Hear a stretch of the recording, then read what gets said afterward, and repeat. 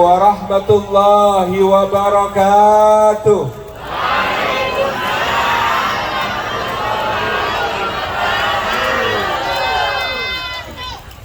Alhamdulillahi wa kafa. Wassalatu wassalamu ala rasulil mujtaba Sayyidina wa habibina wa syafi'ina wa maulana Muhammadinil Mustafa wa ala alihi wa sahbihi ahli sidqi wal wafa thumma ala kulli man ittaba'al huda. Asyhadu an la ilaha illallah wahdahu la syarikalah wa asyhadu anna Muhammadan abduhu wa rasuluh la nabiyya ba'dah. Sadatul Afadil, Hadratul Mukarramin yang kami takdimi, para alim, para ulama, para masyayikh, para kiai, para asatid, para ustadzat, guru-guru, pembimbing umat yang ada di Taichung khususnya dan Taiwan seluruhnya.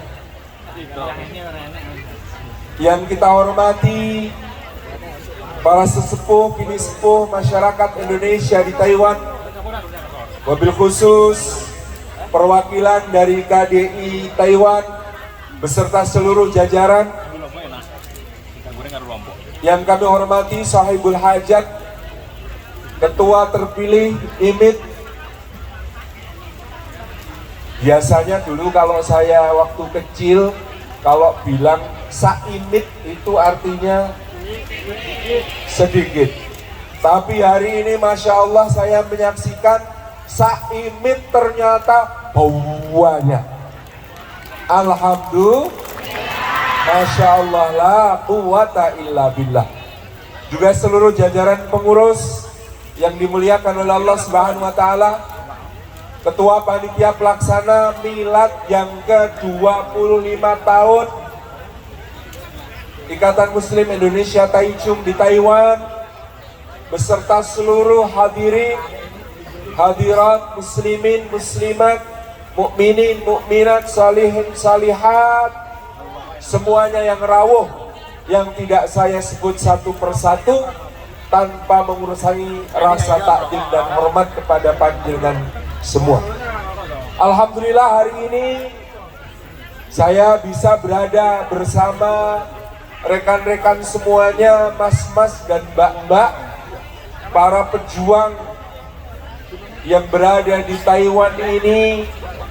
Dan ini adalah nikmat besar dari Allah, sekaligus mensyukuri milad 25 tahunnya IMIT seperempat abad, yang pasti dulu ketika memulai betul-betul IMIT, tetapi Allah berkenan menjadikan sekarang menjadi syiar yang bukan hanya IMIT tetapi akbar, bersama-sama menjaga iman kita di perantauan, menjaga Islam kita di perantauan, menjaga kita dalam ukhuwah, silaturahmi dan kebaikan insyaallah. Rekan-rekan semuanya, inilah indahnya kita semua yang berasal dari Indonesia. Kalau kumpul-kumpul begini, terasa begitu berharganya persaudaraan, guyub rukunnya, ukhuwahnya, dan kita semua menjadi satu keluarga. Maka milad yang ke-25 dari IMIT ini mudah-mudahan menjadikan kita, insya Allah, seperti harapan para guru kita yang ada di sini tadi ngobrol banyak dengan Ustadz Adi dan yang lain, insya Allah teman-teman semuanya semakin kuat, rajin ngajinya, semakin kuat ngajinya, ibadahnya, semakin terjaga iman dan akhlaknya, insya Allah menjadi pejuang nafkah dengan niat ibadah, dinilai di sisi Allah bukan cuma mendapatkan hal-hal yang dunia, tetapi menjadi sangu bekal pulang ke surga. Amin Allahumma amin. Kita semua merasakan betapa besarnya amal jariah para penyebar Islam di Nusantara, sehingga Allah memberikan hidayah kepada kita semua. Maka dalam muqaddimah primbul pembukaan Undang-Undang Dasar 1945, para bapak bangsa tidak lupa untuk menyebut atas berkat rahmat Allah yang maha kuasa dan dengan didorongkan oleh keinginan luhur supaya berkehidupan kebangsaan yang bebas, maka rakyat Indonesia menyatakan dengan ini kemerdekaannya. Karena betapa besarnya rahmatnya Gusti Allah, sampai-sampai Allah mengirimkan para ulama yang tulus, orang-orang yang saleh, wali-wali yang mulia, untuk membawakan hidayah, membawakan Islam, membawakan iman ke negeri kita tercinta, sehingga simbah-simbah kita, eyang-eyang kita, leluhur-leluhur kita menerima Islam dengan damai, penuh rahmat, penuh cinta. Seorang ulama dari Saudi Arabia, Dr. Aid Al-Qarni, menyatakan dalam salah satu bukunya, di antara keajaiban dakwah adalah Indonesia. Kenapa di antara keajaiban dakwah adalah Indonesia? Karena tidak pernah satu pun pasukan berkuda membawa pedang terhunus berjihad sampai ke Indonesia. Tetapi hari ini Muslimin Indonesia sejak berabad-abad lalu menerima Islam dengan penuh penerimaan, kerelaan hati ketika dakwah itu dibawa dengan tulus dulu oleh para ulama kita yang luar biasa. Indonesia ajib, kata beliau. Indonesia itu menakjubkan.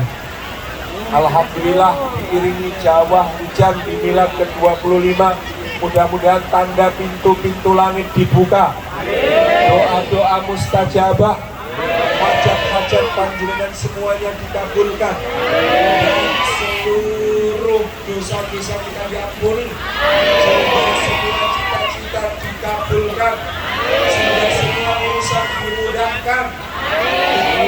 Al-Fatihah.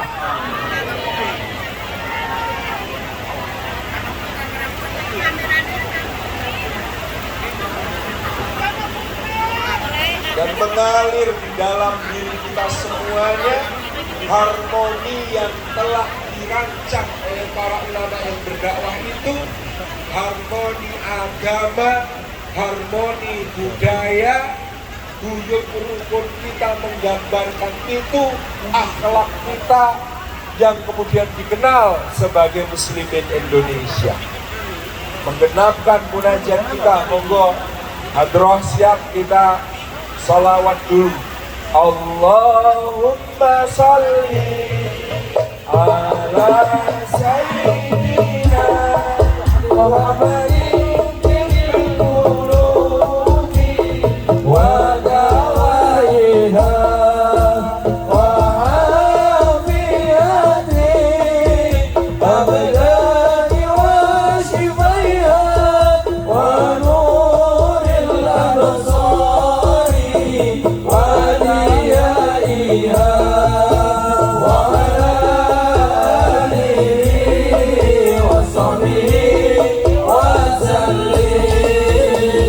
saingan kali mas-mas hadro ya rakwat. Dulu ya mantan penerbang, tapi biasanya Rien berewis rondo suwe yuk tabuannya berubah sepiring kunjung sepiring-sepiringnya minta hidangannya keluar. Menikah bagian dari budaya kita yang terus kita jaga, syiar Islam yang terus kita kembangkan. Dan Masya Allah, dahulu bagaimana para ulama, di antaranya yang paling menonjol yang kita sebut sebagai wali songo, rawuh ke Indonesia membawa misi dakwah dan kemudian berhasil dalam jangka waktu kurang dari 50 tahun sebuah wilayah yang mayoritasnya penduduknya waktu itu masih beragama Hindu dan Buddha, dalam jangka waktu kurang dari 50 tahun mayoritasnya menerima Islam utuh dengan luar biasa. Menikah sebuah tanda karomah yang luar biasa dari para wali menikah, karena memang tirakannya, riyadhahnya, munajatnya kepada Gusti Allah yang kemudian kita waris sampai hari ini luar biasa.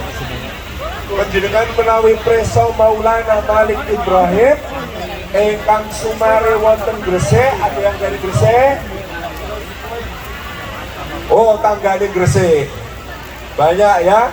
Gerbang Kertosusilo, Gresik, Bangkalan, Mojokerto, Surabaya, Sidoarjo, Lamongan. Wonten Gerbang Kertosusilo, Gresik, Bangkalan, Mojokerto, Surabaya, Sidoarjo, Lamongan. Wonten nggih? Wonten, Masya Allah. Maulana Malik Ibrahim menika menurut penelitian mutakhir kados sinerat di nisannya beliau disebut sebagai orang dari Kasan, Al-Kasani. Wilayah Kasan menika sak menika mapanipun wonten negara Azerbaijan. Jauh sekali, panjenengan nek golekine peta ya rada angel. Azerbaijan niku jenengan nanti nyari Turki dulu. Kalau sudah ketemu Turki ngetan sidik rodok ngalor. Niku ketemu Azerbaijan. Dari Azerbaijan jauh-jauh beliaunya berjalan ke arah selatan, kemudian menuntut ilmu di pusatnya ilmu Islam pada saat itu. Menara cahaya yang bersinar sampai hari ini yaitu di Al-Azhar, di Kahirah, di Kairo. Dan di situ di Kairo itu beliau menemukan satu buku tulisannya Ibnu Battuta, judulnya Ar-Rihlah, judulnya kitabnya Perjalanan, yang menggambarkan perjalanannya Ibnu Battuta. Antara lain beliau Ibnu Battuta yang wafat seabad sebelum Maulana Malik Ibrahim menggambarkan ada satu negeri di timur yang sangat indah, bagaikan ratna, mutu manikan dan zamrud bersusun-susun. Hutannya hijau, langitnya biru, lautannya samudra raya, penuh kekayaan. Dan di sana belum banyak orang yang mengenal Allah dan Rasulnya. Membaca seperti ini, Maulana Malik Ibrahim langsung terketuk azamnya, sesok rampung sinau ngetan bismillah. Luar biasa. Kados panjenengan sesok rampung sekolah Taiwan. Insya Allah sami niate kalian Maulana Malik Ibrahim. Beliau juga melakukan perjalanan yang sangat jauh, menempuhnya dengan kapal berbulan-bulan, menunggu angin bertiup sampai akhirnya tiba di Gresik. Untungnya ketika tiba di Gresik tidak ketemu tukang becak, karena konco saya namanya Ustadz Muhammad Nadif Masykur, dalemipun wonten salah satu kota di Jawa Timur.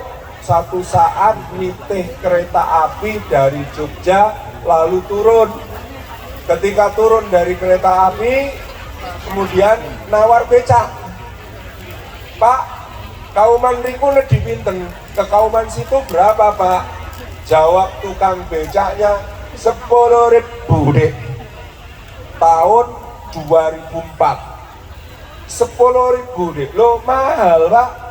Ya masih kelihatan loh jalannya. Masa 10.000? Kata tukang becaknya, tuh dek, bulan juga kelihatan dek. Sampean mau dah mancal ke bulan. Oh ya, ada yang orang Madura? Ada, jangan tersinggung ya Bu, ini menunjukkan cerdasnya. Masya Allah, wong Pak Habibie saja kalah cerdas. Ada riwayat. Jadi waktu tahun 95 tanggal 10 Agustus wonten uji terbang pesawat buatan Indonesia namanya N250. Waktu pesawat N250 mereka badhe diuji terbang di lapangan terbang Hussein Sastra Negara Bandung. Mesin sudah dinyalakan, tapi AC di dalam belum. Nah, ada yang ikut uji terbang mereka orang pinter dari Madura. Masuklah dia ke dalam pesawat, karena AC-nya belum nyala, sumuk, panas. Ngelongok ke jendela, dia langsung komentar, Pak Habibie ini bagaimana? Katanya pinter tapi kok bodoh. Kok panasnya di dalam, kok kipasnya taruh di luar. Lihat baling-baling, Masya Allah. Pak Habibie saja kalah pinter. Oh, saya pengalaman pribadi Rumin, sebelum ada jembatan Suramadu, ini kalau ke Madura, kebetulan saya sering ke pesantren Banyuanyar di Pamekasan, nah itu kan dulu naik kapal Roro itu ya, bolak-balik. Waktu jembatan Suramadu pertama dibuka, saya naik travel dari Surabaya ke Pamekasan. Dapatnya duduk di samping sopir, nah, saya ajak ngobrol. Loh Pak, Alhamdulillah ini sudah ada jembatan Suramadu, insya Allah Madura nanti jadi maju ya Pak. Loh enggak maju dek, loh kok enggak maju Pak? Loh namanya saja Suramadu dek, Maduranya tetap di belakang, tak iya. Kalau mau maju harusnya namanya Madura, biar Maduranya di depan. Masya Allah, jadi saya selalu kalah pinter sama orang Madura. Terbengong-bengong kalau kemudian bicara sama beliau-beliau. Nah, Maulana Malik Ibrahim Rawuh di Gresik, apa yang dilihat beliau di Gresik? Sedang terjadi yang namanya perang saudara di kerajaan Majapahit, namanya perang Paregreg antara Wikramawardhana di barat dengan Bre Wirabumi yang ada di timur. Perangnya bertahun-tahun, membuat rakyat ketakutan, lari dari desa-desanya, mengungsi ke gunung-gunung, sawah ditinggalkan, terbengkalai, tidak ada yang bercocok tanam, akhirnya kekurangan pangan, semua menderita. Maka penjenengan preso menurut data sejarah, kenapa di nisannya Maulana Malik Ibrahim ada tulisan sebagai Wong Agung Majapahit, ada tulisan Sri Rakyat Tani Babela. Sri Rakyat mendapatkan gelar kebangsawahan dari kerajaan Majapahit. Tani karena beliau ketika datang pertama di Gresik bukan bikin pesantren, bukan bikin sekolah, tetapi beliau memperhatikan ini harus diatasi masalah orang kelaparan, kurang pangan. Beliau dengan ilmu yang didapat di Mesir, lihat petani-petani di Sungai Nil, mengatur aliran Sungai Nil supaya pertaniannya maju, diterapkan di Gresik, dibikin bendungan-bendungan dan saluran irigasi, bercocok tanam sawah, hasilnya disumbangkan ke rakyat Majapahit yang kelaparan. Maka beliau membuka dakwah dengan menjawab persoalan umat. Inilah kenapa dakwahnya beliau diterima. Beliau menunjukkan diri, manfaat khairun nas anfa'uhum linas, sebaik-baik manusia yang paling bermanfaat bagi manusia yang lain. Sehingga apa yang terjadi ketika orang merasakan manfaat hadirnya Maulana Malik Ibrahim, mereka berduyun-duyun belajar. kulon derek, saya ikut pengen jadi orang bermanfaat juga, bantu panjenengan bercocok tanam, lalu tanpa dipaksa, tanpa ditekan, tanpa kemudian harus ngoyak-oyak. Mereka bertanya ketika Maulana Malik Ibrahim menghadap ke arah kiblat, mengangkat tangan, bersedekap, berkomat kamit, rukuk, iktidal sampai sujud. Wahai Maulana, ibadah semacam ini namanya apa? Apa agama panjenengan? Kami siap ikut. Itulah yang terjadi sehingga harmoni. Panjenengan di sini juga bisa seperti Maulana Malik Ibrahim, menunjukkan manfaat, menunjukkan akhlak, menunjukkan kemuliaan budi pekerti sebagai duta-dutanya Islam dan duta-dutanya Indonesia kepada majikan, kepada manajer, kepada supervisor, kepada teman-teman kerja, kepada tetangga kiri dan kanan. Insya Allah lama-kelamaan mereka akan tanya, panjenengan itu kok baik sekali orang mana? Kok panjenengan ibadahnya unik itu, menyembah siapa? Sampailah insya Allah sami pahala jariah panjenengan di niatnya ibadah dan dakwah nun jauh sampai ke Taiwan. Kados dene Maulana Malik Ibrahim mengembara dari Azerbaijan sampai menuju ke mana? Mesir, akhirnya sampai ke Nusantara di Gresik. Itu yang luar biasa.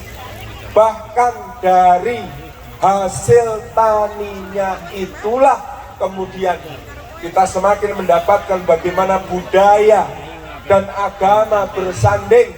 Ketika sahabatnya namanya Maulan Maghribi Al-Berberi, berasal dari Afrika Utara yang tidak terbiasa makan nasi. Beliau itu, aku nek mangan sego perih ya Kang.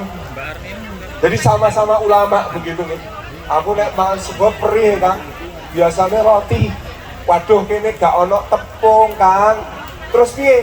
Akhirnya dibuatkanlah roti dari tepung beras, dibentuk sedemikian rupa, namanya apem, yang kemudian dimaknai sebagai afuun, simbol mendapatkan ampunane Gusti Allah.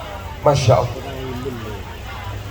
Bahkan dari situ pula nanti cucu muridnya Maulana Malik Ibrahim, Kanjeng Sunan Kalijogo, memperhatikan bagaimana orang bekerja di sawah. Di antaranya ada muridnya yang namanya Ki Ageng Selo. Ki Ageng, coba saya pinjam cangkul panjenengan. Oh saya tidak punya. Loh, panjenengan balik tanah pakai apa? Pakai linggis. Jadi membalik tanahnya untuk ditanami itu pakai linggis. Akhirnya dibuatkan oleh Sunan Kalijogo satu alat namanya cangkul, bahasa Jawanya pacul. Pacul itu terdiri dari 3 bagian, yang dari besi tajam namanya pacul, yang kemudian menjadi landasan kayunya namanya bawak, yang menjadi gagangnya namanya doran. Maka beliau ajarkan, inilah pedomannya manusia hidup, yakni satu pacul. Dikipatake sakliyane Allah kang muncul ing ati. Semua yang ada di hati dikosongkan dari yang selain Gusti Allah, hanya Allah. Bawa ngibadah dengan obaing awak, doran cekelane ndedonga marang pangeran. Masya Allah. Karena itu orang mencangkul itu penuh dengan kekuatan, bukan cuma jasmani tetapi kekuatan rohani, seperti diajarkan Kanjeng Sunan Kalijogo ini. Begitu nanti sampun tasyakurannya, sesudah panen, masak nasi, nasinya dikususi sampai bersih, dimasak dengan kuah yang putih, putih ketemu putih, nanti dibumboni, yakni dengan santan yang putih, garam yang putih, nasi yang putih, menjadi sego, namanya sego wudu. Oh, sego padang. Oh ya, silakan monggo.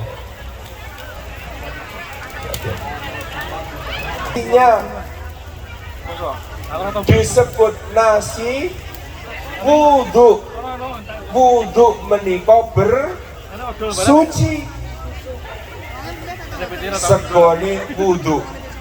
Ketika pasukan Mataramnya Sultan Agung menyerbu Batavia, dari nggih sego wudu. Ning bar ditinggal daerahnya namanya Matraman, campnya pasukan Mataram, pada pulang orang sana bikin yang mirip, jadinya nasi uduk.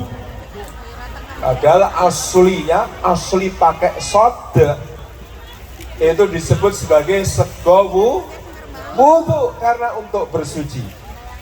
Lauknya apa? Lauk tasyakurannya ayam ingkung, dimasak utuh dalam posisi seperti orang sedang sujud, maka ayamnya ingkung, eling manekung kata orang Jawa, ingat untuk beribadah dengan tekun. Maka ingkung posisinya seperti orang sujud sholat, nasinya mengingatkan untuk wudhu bersuci, lauknya mengingatkan untuk ingkung ingat ibadah, maka pelengkapnya namanya sambal gepleng, dari kedelai, cabai, bawang, garam diulek, kemudian kedelai gorengnya itu digepleng. Kalau sekarang geprek, biyen jenenge gepleng, soale sregep geleng la ilaha illallah. Jadi dulu la ilaha illallah saja gerakannya diatur. La ilahanya ke arah kanan kemudian buang. Artinya nafyu, menafikan sedoyo sakliyane Gusti Allah. La ilaha illallahnya madhep ke bawah ke arah kiri, menetapkan isbat ke dalam hati jantung yang ada di sini, illallah, la ilaha illallah, la ilaha illallah, maka disebut sambele gepleng, sregep geleng-geleng. Masya Allah, begitu halusnya, ya. Para wali songo ini kemudian menyisipkan bagaimana agama harmoni dengan segala hal, sampai ke kulinernya, sampai ke makanannya, ngelekin ibadah. Segone wudu, ayame ingkung, sambel geplek, dari toharoh sampai sholat, sampai zikir, semuanya untuk dilakukan. Sedemikian hebatnya di dalam mereka kemudian menanamkan akidah, ibadah, akhlak kepada umat muslim di Nusantara pada saat itu. Maka kalau penjenengan perhatikan di Masjid Agung Demak, bagian mihrab wonten ukiran bentukipun memper bulus meskipun disetilisasi. Bulus menika kepalanya 1, kakinya 4, badannya 0, buntutnya 1. Konon itu tanda angka 1401, tahun Saka 1401 atau tahun Masainya 1479 berdirinya Masjid Demak. Tetapi bulus itu menjadi simbol penting strategi dakwah yang harus dieling-eling para wali. Bulus mlebune kanthi alus. Alus Mas, aja kasar ya. Laras nggih. Penak sing alus napa sing kasar? Oh, iki iki mlebune kanthi halus. Dakwahnya para wali masuk dengan begitu halus. Sejak saat Maulana Malik Ibrahim membuka persawahan, membuka yang namanya bendungan saluran irigasi, Masya Allah.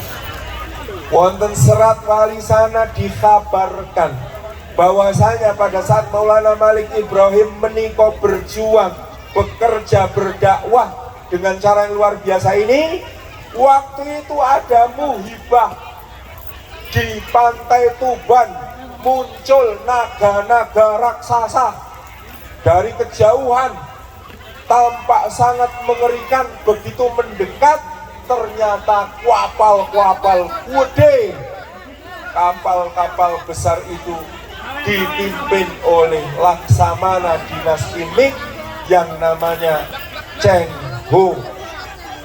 Laksamana Cheng Ho ini punya sekretaris jelas muslim, soleh, alim, fakih, namanya Mahuan.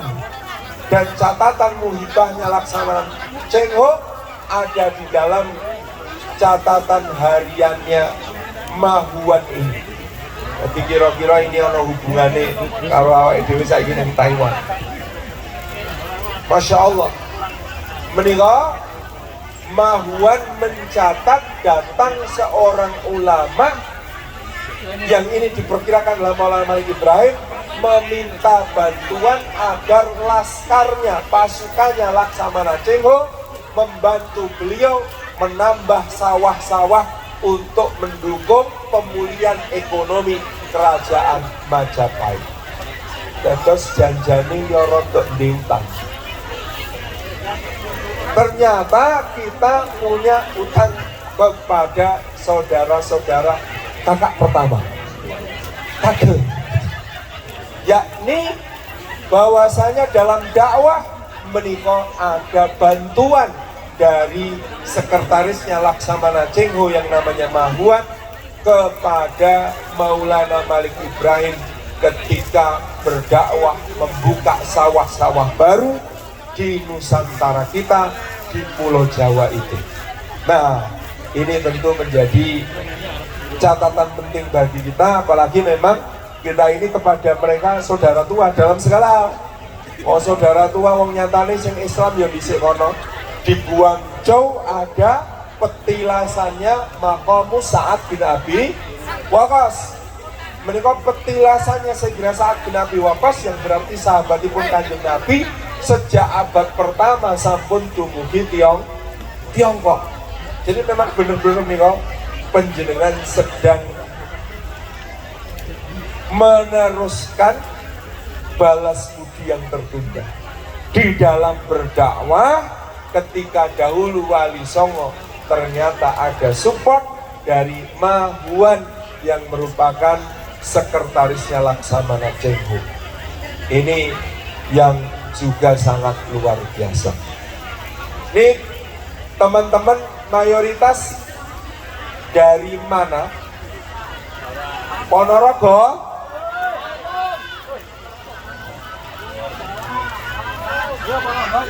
Pundi mbak? Misalnya di era berikutnya ada orang datang jauh-jauh dari Cempo. Babat Tanah Jawi menulis Cempo. Nah, sekarang ada dua pendapat tentang manakah Cempo. Ada yang menyebut Cempo itu adalah Campa yang ada di Kamboja, dan ini juga logis menurut garis waktu sejarah pada masa itu memang sebagai sebuah kerajaan yang sedang berkembang. Ada juga yang menyebut Cempo itu Jempa. Jempa itu di Aceh sebagai wilayah yang dulu menjadi tempat transitnya para ulama. Ustaz Salim pilih pendapat yang mana? Dua-duanya.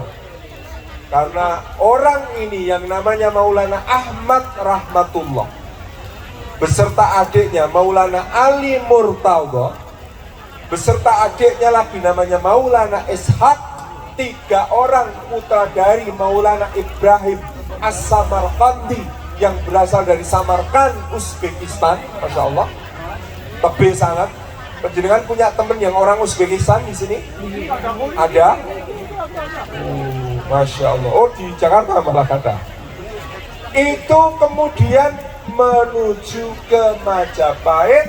Sayyid Ali Murtadho menjadi mufti di ibu kota, maka makamnya ada di Trowulan, ditulis Ali Murtolo. Wong Jawa kan muni Murtadho angel, dadine Murtolo, muni Ramadan angel, dadine Ramalan. Jadi Sayyid Ali Murtadho menikah menjadi mufti di ibu kota Majapahit untuk masyarakat muslim yang ada di ibu kota. Maulana Ishaq, Masya Allah, memilih dakwah ke ujung timur. Ada yang dari Banyuwangi? Masya Allah, ini pewaris-pewarisnya Maulana Ishaq ya. Saking Banyuwangi kondisi pada saat itu yang disebut belambangan, sedang wabah penyakit, maka Maulana Ishaq menikah kemudian berdakwah dengan cara mengobati penyakit-penyakit wabah yang ada ya, yang dulunya sore sakit pagi mati, pagi sakit sore mati. Atas izin Allah, berkat perjuangan beliau, ilmunya beliau ya, sebagai seorang dokter tabib yang mumpuni, seluruh kerajaan bebas wabah, termasuk putri kerajaan yang disebut dalam babat sebagai Dewi Sekardadu, yang sudah hampir sakaratul maut berhasil diselamatkan, akhirnya dinikahkan dengan beliau. Dari pernikahan itu lahir seorang anak yang kemudian di Belambangan karena bapaknya diusir dari negeri itu karena kedengkian orang-orang, beliau pergi ke Pasai. Anaknya ini diberi nama Raden Paku. Ketika Raden Paku ini dianggap pembawa sial oleh orang-orang yang jahat, dibuanglah dia ke laut. Ditemukan oleh Nyai Ageng Pinate, seorang saudagar dari Gresik, diberi nama Joko Samudro.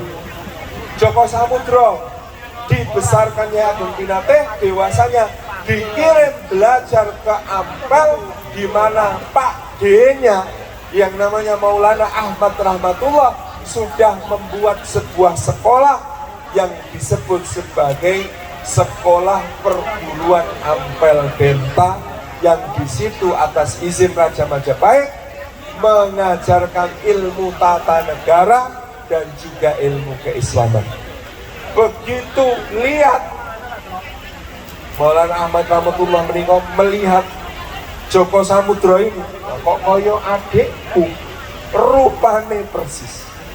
Maka kemudian dipersaudarakan dengan putra-putrama yang namanya Makhdum Ibrahim dan juga yang disebut sebagai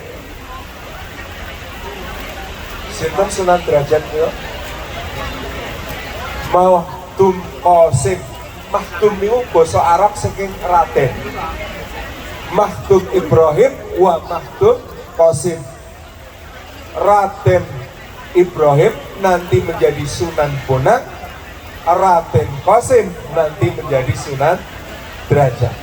Bertiga bersaudara menikah, akhirnya pun dipun kintun, kamu berangkat ke Pasai belajar kepada ulama di sana namanya Maulana Ishaq. Habis itu naik haji, berangkat haji kalian. Berangkatlah tiga pemuda ini sampai ke Pasai di Aceh, ketemu Maulana Ishaq. Maulana Ishaq begitu lihat putranya, beliau mengatakan, Ainul yakin kamu anakku, Ainul yakin kamu anakku. Ainul yakin tegesipun dilihat dengan mata, jelas yakinnya ini putra beliau, maka beliau kemudian disebut Maulana Ainul Yakin, yang nanti kondur ke Gresik akan menjadi Kanjeng Sunan Giri. Ini ikatan keluarga yang luar biasa itu, yang terus berdakwah, mengembangkan budaya, mengembangkan Islam, sehingga banyak tetembangan yang kemudian dihasilkan ya dari beliau-beliau ini. Kanjeng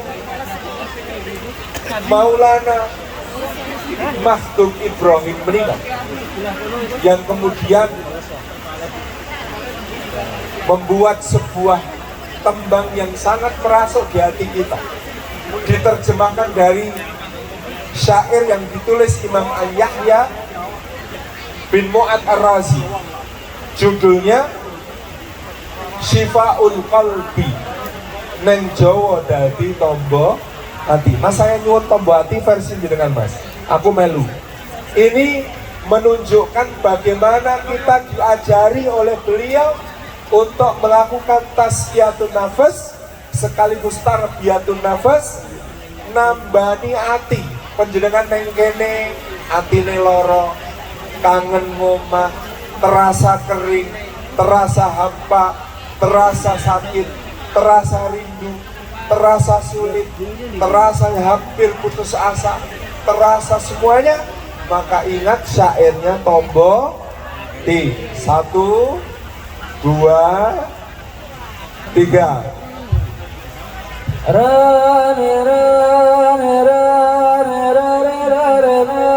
Memperhatikan dimanapun kita berada. Dahulu kita sudah dikubahkan pengajaran yang sangat luar biasa. Tombone ati ono 5 perkara. Panjenengan bisa mengamalkan yang mana, monggo dipilih, diistiqomai. Ora kudu kabeh. Nek bisa siji sae, loro luwih apik, 3 makin bagus, 4 keren, 5-5-nya sempurna. Menika akan menjadi penjaganya hati kita, obatnya hati kita dari semua galaunya, dari semua gelisah, gundah, gulana, dari semua sedihnya, putus asanya. Menika insya Allah akan menjadi sebuah pengingat penting. Maca Quran saged mboten? Maca Quran sedinten pinten ayat? Yo sing paling ora mosok Fatihah ora. Nggih. Mau jenengan kok kaya aku wae. Kula niku hafal 3 juz kurang 2 surat. 2 suratnya Al-Baqarah kali Al-Imran. Berarti mek hafal Al-Fatihah niku. Padha jenengan. Oh, sami. Wonten sing hafalane kathah. Hafalan apa utang? Oh, hafalane kathah. Pinten, Mbak? Berapa juz? 5 juz, Masya Allah. Mbaknya yang lain ada yang lebih banyak? Ada yang 30 juz? Oh, 30 juz. Oh, jenengan pinten? 32. Ya Allah. Kula duwe kanca hafal 210 juz. Saged mboten niku? Punya temen kok hafalannya 210 juz. Soale apal 30 juz qiraat sab'ah. Kan qiraate benten-benten 7 qiraat. Dados 7 ping 30. 210. Ya ana ngoten iki. Masya Allah. Barokahipun Quran nih yang luar biasa. Terus penjenengan nambani hati dengan Quran. Wonten sing pengen ngapal ke Quran mboten? Telat mboten kira-kira nek umur-umur jenengan iki? Hah? Tenane. Ana sing rumangsa telat wonten niku.